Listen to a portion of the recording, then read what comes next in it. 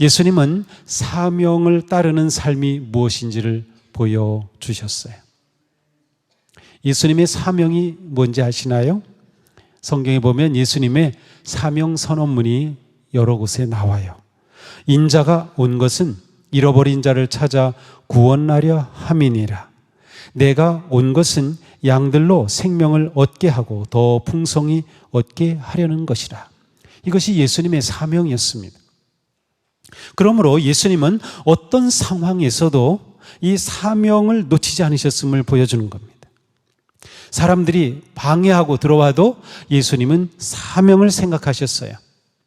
예수님은 그 사명을 놓치지 않으셨어요. 예수님은 언제나 죽어가는 영혼을 살리셨고 버림받고 소외되고 상처받은 영혼을 치유하시고 회복하시고 섬기셨던 거죠. 그것이 예수님의 사명이었기 때문입니다. 예수님은 영혼을 치유하고 구원하고 섬기는 일을 위해 기꺼이 쉼의 계획을 내려놓으셨어요. 예수님은 하나님 아버지께서 보내신 사명이 이끄는 삶을 사셨던 것이죠. 그리스도인의 삶은 사명을 따르는 삶입니다. 우리는 사명이 이끄는 삶을 살아야 합니다. 우리의 모든 사역은 사명을 따르는 사역이 되어야 합니다. 우리가 다양한 사역에 헌신하며 섬길 때 우리의 눈에는 사명이 분명히 보여야 합니다. 한 영혼이 보이고 한 사람이 보이고 우리의 눈에는 소중한 그 사람이 보여야 하는 거예요. 사람의 필요가 보이고 아픔이 보여야 하는 것이죠. 왜냐하면 우리의 사역과 섬김은 일을 위한 것이 아니라 사람을 위한 것이고 교회를 위한 것이고 하나님을 향한 것이기 때문입니다. 그러므로 우리 교회가 성공하였다, 만약 그런 표현을 쓴다면, 우리 교회가 사역을 잘한다, 그런 말을 쓴다면 그것은 무엇을 말합니까? 우리의 성공은 하나님을 사랑하고 그렇게 또한 이웃을 사랑하며 또한 서로 사랑하면서 한 영혼을 구원하고 보살피며 함께 하나님의 나라를 세워가는 것이에요. 예수님은 결코 사명을 놓치신 적이 없습니다. 이날도 베세다 들녘에서 원하지 않던 상황 속에 예수님은 열심히 천국의 복음을 전하셨고 그리고 사람들을 보살피시며 치유하십니다. 그러는 사이 시간이 흘러 날이 저물게 되었습니다. 이때 제자들에게 걱정이 생겼어요. 날이 저무는데 어떻게 합니까? 이 예수님께 와서 그들의 마음을 표현하죠. 무리를 헤쳐보내어 주위의 마을과 농가로 찾아가서 잠자리도 구하고 먹을 것도 구하게 하십시오. 우리가 여기 있는 이곳은 빈들입니다. 그렇죠. 광야에 있으니 여기서 뭐 얻을 게 있겠어요. 이제 날은 저물어 가니까 사람들이 잠잘 곳 찾게 하고 그리고 먹을 곳 찾게 해야 되겠습니다 라는 것이죠. 아마도 멀리서 찾아온 사람들도 있었던 것 같습니다. 어떻게 해서든 이 사람들이 잠을 자고 또 먹을 수 있게 해야겠다는 제자들의 마음이었습니다. 그 당시 로마 시대 그리고 유대 시대의 식습관은, 식문화는 하루 세 끼가 아니었습니다. 우리는 하루 세 끼를 당연하게 여기죠. 인류가 하루 3번 먹기 시작한 거는 오래되지 않아요. 이때는 하루 한 끼였습니다. 아침과 점심은 아주 간단하게 그냥 물 한 모금, 빵 한 조각 정도입니다.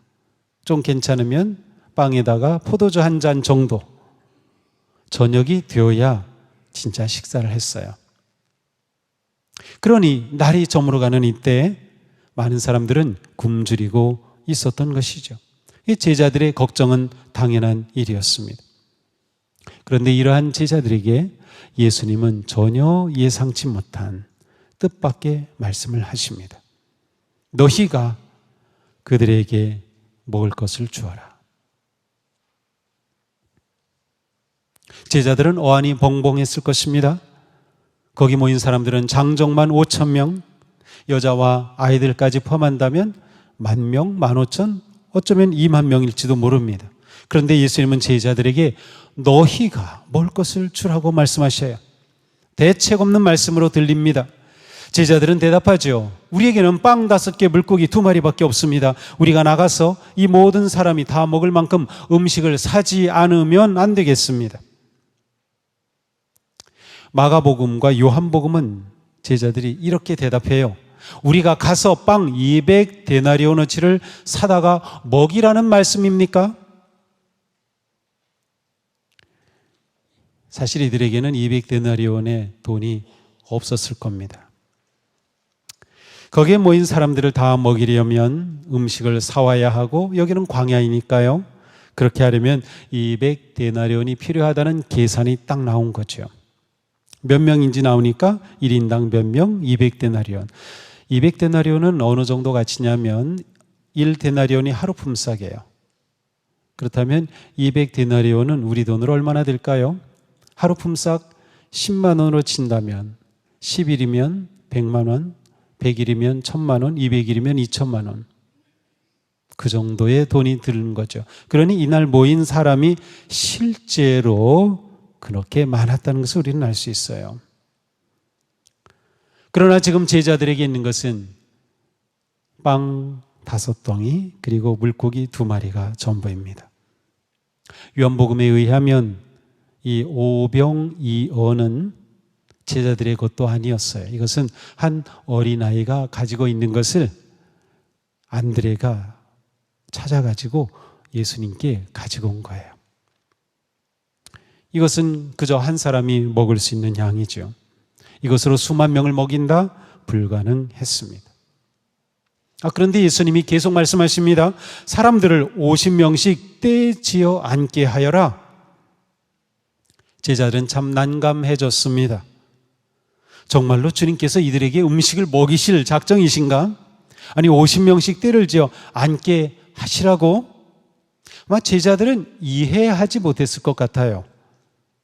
너희가 먹을 것을 주라는 말씀도 그렇고 50명씩 떼를 지어 앉게 하라는 말씀도 마찬가지예요. 그런데 다행스럽게도 제자들은 예수님의 이 말씀에 순종합니다.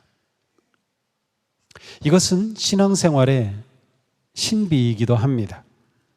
우리가 이해되는 것만 믿고 순종하려 한다면 우리의 신앙은 깊어질 수 없을 겁니다.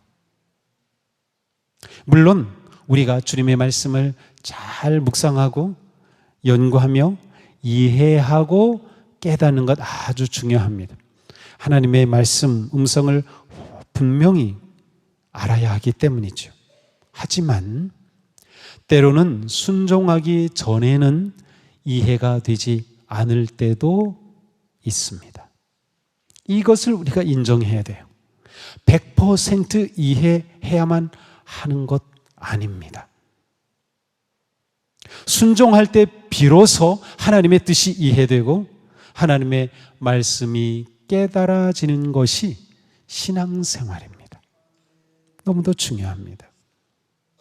그런 점에서 캔터베리의 안셀무스라고 하는 그런 교부는 나는 이해하기 위해 믿는다라는 말을 한 적도 있어요. 순종이 믿음의 문을 엽니다. 하나님은 우리의 순종을 통하여 일하십니다. 자, 제자들은 예수님의 말씀대로 50명씩 그룹을 지어 사람들을 앉혔습니다.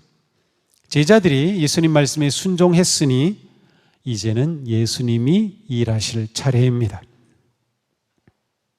제자들이 가져왔던 그 오병이어를 손에 드시고 감사 기도를 드리십니다.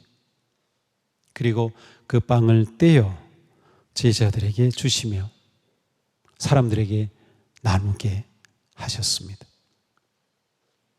제자들은 모든 사람에게 부족함 없이 빵을 나누어 주었고 벳세다 광야의 모든 사람이 배불리 먹었고 12바구니나 남았습니다.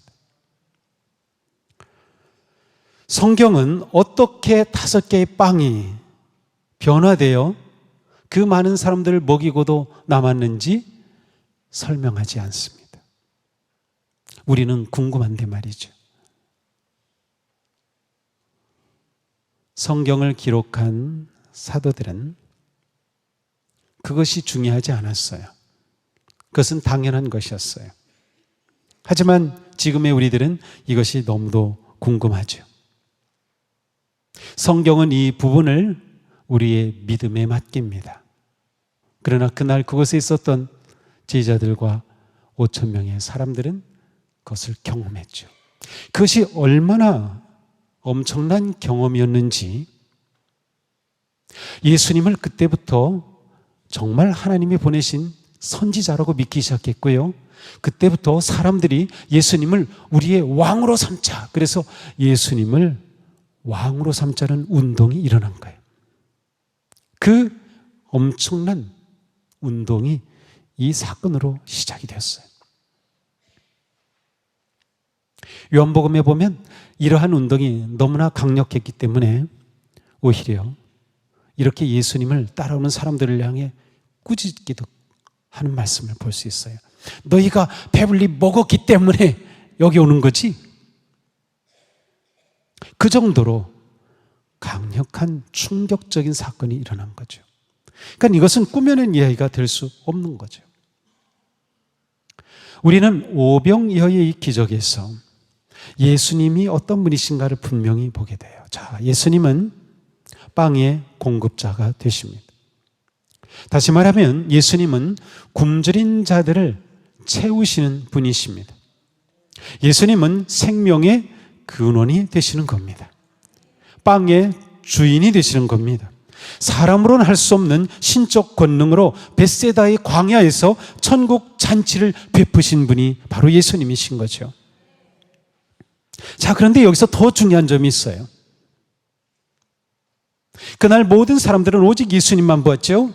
예수님의 말씀에 집중을 했어요. 그리고 그 엄청난 일을 경험하게 되었을 때 예수님이 어떻게 하시는지를 봐야 돼요. 자, 50명씩 그룹으로 지게 했어요.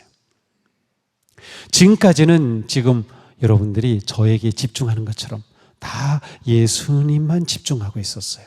그런데 예수님은 빵을 통하여 사람들이 소그룹으로 들러앉고 그들이 서로의 얼굴을 보게 한 겁니다.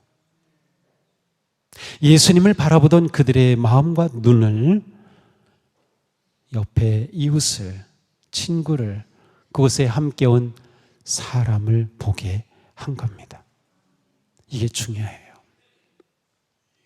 예수님은 빵을 매개체로 하여 사람들이 서로를 보게 한 거죠. 이것이 예수님의 뜻이었어요. 그리고 이것이 모인 사람들, 곧 교회를 의미하기도 합니다. 우리는 예배하며 하나님께 집중하고 하나님께 영광을 돌리고 하나님께 고백하고 예수 그리스도를 바라보지만, 그러나 그리스도를 바라본 우리는 서로를 볼 수 있어야 되는 거예요. 서로를 볼 수 있는, 서로의 얼굴을 볼 수 있는 우리가 되어야 되는 겁니다. 이게 진짜 교회의 모습인 거죠. 예수님의 기적은 단지 벳세다에서 일어난 단 한 번의 기적이 아닙니다. 왜냐하면 예수님은 지금도 여전히 우리를 위한 생명의 빵이 되어주시고, 내가 너희를 위한 생명의 빵이니 너희가 이 빵을 떼며 서로를 보고 서로의 얼굴을 보고 서로의 마음을 보고 진정한 그리스도의 몸을 이루라고 말씀하시기 때문이죠. 우리는 그리스도의 몸을 나누며 성찬을 행하며 그리스도의 거룩한 몸을 세워가는 겁니다. 이게 교회의 참 모습이에요. 예수님은 이렇게 그들에게 진짜 천국의 모습을 경험하게 해주신 겁니다. 이게 진짜 행복이고 이게 진짜 천국인 거예요. 그 예수님이 하신 말씀이 뭐죠? 제자들에게 너희가 먹을 것을 주라. 이 말씀은 우리에게 관점을 바꾸라는 도전입니다. 우리의 관점이 어떻게 바뀌어야 합니까? 그것은 남의 일을 내 일로 보는 것입니다. 남의 문제를 내 문제로 보는 것입니다. 남의 아픔을 내 아픔으로 보는 것입니다. 남의 눈물이 내 눈물이 되는 것입니다. 언제 가능합니까? 서로 얼굴을 보아야 가능한 거예요. 신앙생활을 잘하는 것은 주님을 바라보고 또한 서로 얼굴을 보는 겁니다. 서로의 마음을 보는 겁니다. 이게 진짜 신앙생활이에요. 다른 사람의 아픔이 내 아픔이 되는 것이죠. 이날의 기적에서 중요한 것은 예수님의 제자들이 사람들의 굶주림 상황과 문제에 대해서 그들에 대해 그것을 자신들의 책임으로 보게 되는 것이었어요. 저들을 보내어서 쉴 것도 잘 것도 찾고 먹을 것도 얻게 하소서, 이것이 제자들의 마음이었죠. 저들을 보내어서. 그런데 예수님의 마음은 무엇이에요? 아니다, 너희가 먹을 걸 주어라. 저들의 문제가 너희 문제다. 저희들의 배고픔은 너희의 배고픔이다 라는 것이에요. 자기들의 문제로, 자신의 문제로 보게 하신 것이죠. 예수님의 천국 말씀을 받은 그들이 서로의 얼굴을 보며 진정한 공동체로 세우기를 원하셨던 겁니다. 그리고 이것은 제자들에게 강력한 교훈이 되었던 것이죠. 어떤 상황과 문제 속에서도 우리의 관점이 바뀌면 길이 보입니다. 우리의 관점이 바뀌면 많은 아픔과 고난과 문제의 일상 속에서도 작은 기적과 기쁨을 누릴 수 있습니다. 우리가 다른 사람의 문제와 아픔을 내 것으로 볼 수 있게 될 때 우리는 일상에서 하나님의 은혜와 일하심의 기쁨을 누릴 수 있을 것입니다. 그러니 서로 얼굴을 보는 것, 빙 둘러 앉는 것, 이것이 믿음의 삶, 믿음의 공동체의 모습입니다. 우리의 관점이 바뀔 때 새로운 길이 보인다. 예수님은 너희가 먹을 것을 주라고 하시면서 그들의 관점을 바꿈으로 문제 해결의 길을 보게 하셨던 겁니다. 그리고 그들에게 진정한 공동체를 경험하게 하신 거죠. 또한 너희가 먹을 것을 주라는 이 말씀은 관점의 변화뿐만 아니라 생각의 전환을 요구하십니다. 주님께서 제자들에게 너희가 먹을 것을 주라라고 하신 이 말씀은 동시에 너희에게 있는 게 무엇이냐라는 물음이기도 합니다. 너희가 먹을 것을 주라. 제자들은 우리에게 뭐가 있지? 주님이 바로 그걸 말씀하신 거예요. 너희에게 있는 게 무엇이냐? 제자들이 먹을 것을 주려면 그들에게 줄 것이 있어야 하는 거죠. 모세는 미디안 광야에서 하나님을 만난 후에 하나님께서 모세를 이집트의 노예로 있는 이스라엘 백성들을 건져내도록 보내시죠. 이 사명을 받은 모세가 이집트로 돌아갑니다. 그리고 이스라엘 백성들을 만나죠. 그런데 모세는 너무도 두려웠습니다. 아무리 생각해도 감당하기 어려운 거죠. 내가 그들에게 갔는데 만약 그들이 당신 누구야? 나 하나님 보냈다. 정말 하나님 만났다고? 하나님이 누군데?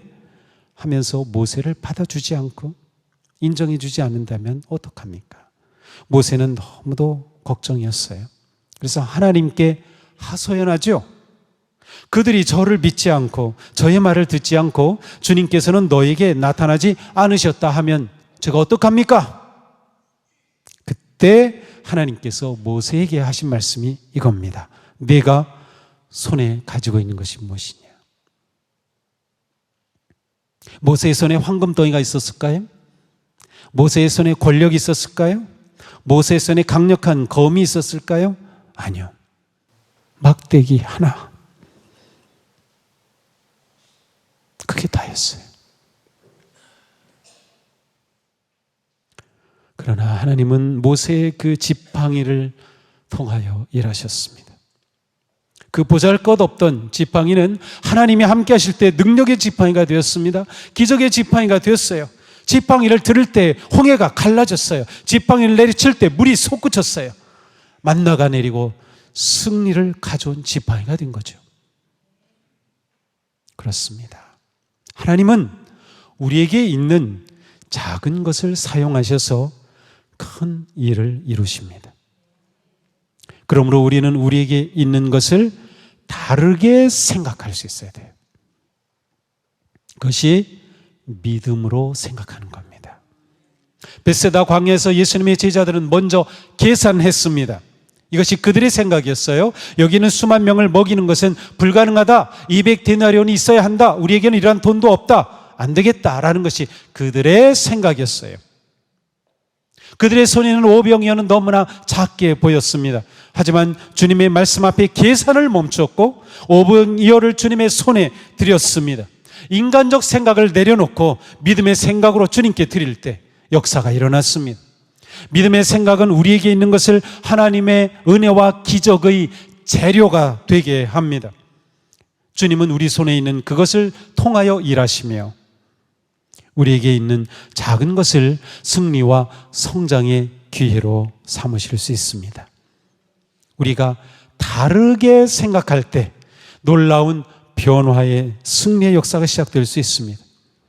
우리에게 있는 것의 가치를 믿음의 눈으로 새롭게 볼 때 성장과 변화의 역사가 일어나는 것입니다. 내게 있는 것, 보잘것 없는 것이라도 믿음의 생각으로 주님께 맡길 수 있다면 하나님의 지혜와 능력이 나타나는 기적의 마중물이 될 것입니다. 우리는 문제를 내 자신의 능력과 비교하는 데 익숙합니다. 이런 생각으로는 아무런 가능성을 볼 수 없습니다. 그러나 우리가 문제를 주님의 능력과 비교하면 우리는 믿음의 생각으로 그 문제를 주님께로 가져갈 수 있어요. 우리에게는 길이 있는 겁니다. 승리의 길이 있는 겁니다. 바로 이것이 위기와 문제를 다르게 보고 다르게 생각하는 믿음의 행동입니다. 지금 우리를 힘들게 하고 우리의 삶을 가로막고 있는 문제, 우리에게 도전해오고 있는 그것은 무엇입니까? 우리의 힘으로는 불가능해 보이는 그 5,000명은 무엇입니까? 주님은 말씀하십니다. 너희가 먹을 것을 주어라. 내 손에 있는 것이 무엇이냐? 문제를 보는 관점을 바꾸고 믿음으로 생각하십시오. 보잘것없는 빵 몇 덩이라도 주님 손에 들려지면 놀라운 일이 일어납니다. 우리가 가진 것이 작고 빈약해도 상관없습니다. 나의 능력의 크기가 중요한 것이 아닙니다. 믿음의 크기가 중요합니다. 믿음으로 생각하며 새로운 관점으로 주님 앞에 순종하며 주님의 손에 잡히느냐가 중요한 것이에요. 비록 우리는 작고 연약해도 주님께서 우리를 이기게 하시며 승리하게 하시며 복되게 하시기 때문입니다. 지금 여러분이 힘든 일은 무엇입니까? 그것에 대해 여러분이 바꿔야 할 관점은 무엇입니까? 바꿔야 할 생각은 무엇입니까? 내가 먹을 것을 주어라. 이 말씀이 오늘 나에게 주시는 생명의 말씀으로 믿고 순종하며 새로운 관점, 믿음의 생각으로 승리의 길을 열어가는 그런 복된 성도들, 복된 우리 교회가 되기를 주님의 이름으로 축복합니다.